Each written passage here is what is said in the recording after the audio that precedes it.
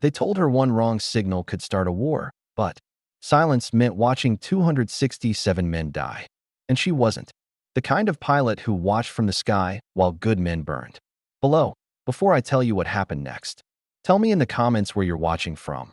I love knowing who's listening. The night over Hellman Valley was blacker than oil. No stars, no moon, just the hum of distant chaos echoing over dunes and smoke.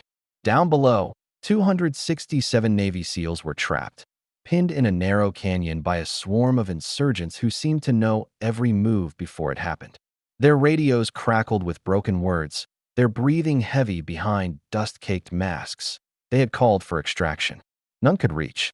The valley was too deep, the jammers too strong. Up above, 30,000 feet in the air, Captain Erin Ward gripped her flight stick so tight her knuckles turned white. Her F-35 Lightning hovered just beyond the radar edge of the combat zone, invisible, powerful, and utterly useless. Because the one thing that could help, her advanced AESA radar, was locked under a Pentagon ban.it wasn't broken. It wasn't untested. It was too powerful. The order came months ago. Never engage that system unless the world is ending. Tonight, it almost was that Ward's voice came through calm, practiced. Command, this is Valkyrie 1. I've got heat signatures, hundreds, maybe more. Request clearance to activate System Delta. The answer was quick, cold, procedural. Negative. System Delta is unauthorized. Maintain stealth integrity. Her jaw tightened. Below, she could hear the faintest radio fragments. SEALs shouting. Gunfire tearing through air. Then silence. She closed her eyes.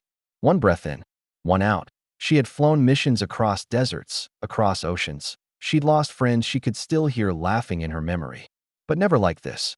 Never while holding the key that could save them. In the command center miles away, men in suits stared at blinking dots on screens. If she activates it, she'll light up every radar from here to Tehran, one said. Another muttered. And if she doesn't, we'll be counting body bags by sunrise. Outside, the wind over the airfield carried whispers. Technicians, engineers, and junior pilots stared at the night sky, waiting for something they couldn't name. Back in the cockpit, Erin's breathing slowed. Her voice dropped to a whisper no one could hear. Sorry, sir. Not today. With one flick, the forbidden system roared to life. Inside the jet, lights blazed red. Her radar swept wide, painting every hidden target, every weapon, every heartbeat in the valley. Instantly, the enemy realized. Their jammers cracked. Their heat signals flared. Chaos. Erin Dove. The F-35's engine screamed as she broke low through the clouds, cutting through tracers of anti-air fire. She fired precision strikes with surgical accuracy, shielding the pinned SEALs below with explosions that lit the mountains like daylight. For a moment, hell had a heartbeat, and it beat in perfect rhythm with hers. On the ground, Lieutenant Kane, the SEAL team commander, looked up in disbelief. Who the hell's covering us? No one answered. They were too busy fighting, moving, shouting. But through the storm, they saw the flash of blue lightning across the sky, and they knew. She's breaking orders, Kane muttered. She's risking her wings for us. He didn't know her name, but every man there would remember her call sign. Valkyrie. The battle raged for 40 minutes that felt like 40 years. Erin's jet took hits. Her radar screamed warnings. She ignored them all. Each missile she fired was a promise. Not one more left behind. And then, silence. No more gunfire. No more movement on the scope. The valley was smoke and dust, but alive. Valkyrie 1 to ground team, she said, voice shaking for the first time. You're clear. Extraction inbound.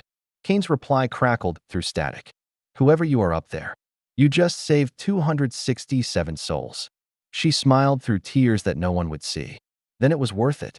Hours later, the jet landed on a desert base. The hangar was silent as she stepped down, helmet under arm. Officers waited. No applause.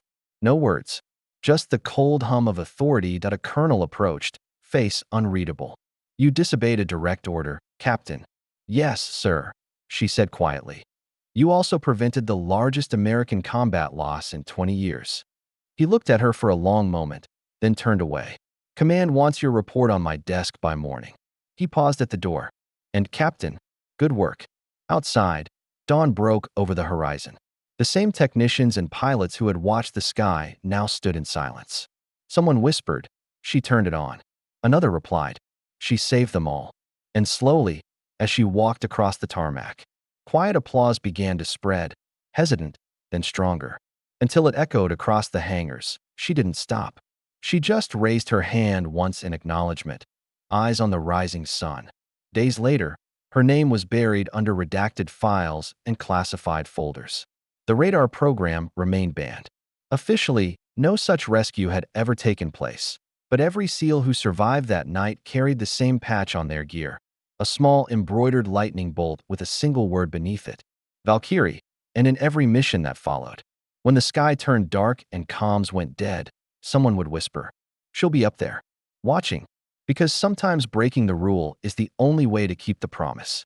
And courage, real courage, is the silence that follows when no one else will act. If this story moved you, share it. Tell me in the comments where you're watching from, and if you believe heroes still walk among us. Don't forget to subscribe for more true stories of courage, sacrifice, and humanity, because stories like this remind us the light doesn't come from the sky. It comes from those who choose to fly into the dark.